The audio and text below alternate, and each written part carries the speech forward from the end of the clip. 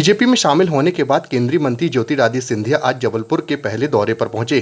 केंद्रीय मंत्री सिंधिया सुबह 9:45 पर मानस भवन में आयोजित कार्यक्रम में शामिल होने पहुंचे। केंद्रीय मंत्री ज्योतिरादित्य सिंधिया ने कहा कि इतने सारे सुधार कार्य इस कारण सरकार बार बार आती है। 8 साल में मोदी सरकार ने अद्भुत काम किए हैं। प्रधानमंत्री मोदी के कार्यकाल में हमने विदेशों को वैक्सीन का निर्यात किया है।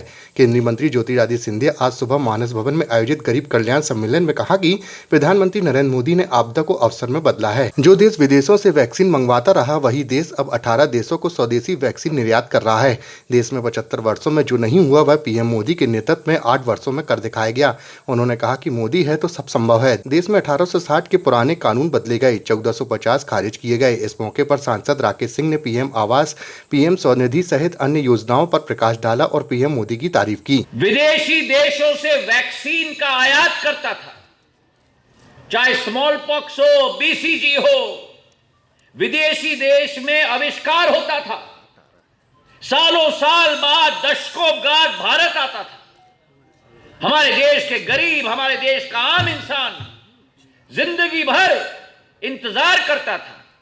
कोरोना काल में प्रधानमंत्री जी के ओजस्वी नेतृत्व में इसी भारत ने एक वैक्सीन नहीं लेकिन दो वैक्सीन का आविष्कार किया, और जो देश वैक्सीन का आयात करता था वही देश ने 18 देशों को इस वैक्सीन का निर्यात करके जनता की जान बचाने की बात की।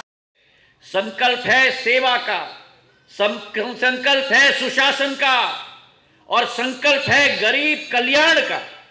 और इसी सोच विचारधारा के साथ जन धन के अकाउंट लगे हैं।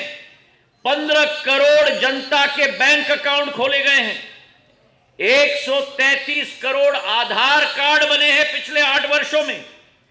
पहली बार बैंक के खाते खोले गए, और 3 वर्षों में मेरे भाई और बहनों 15 लाख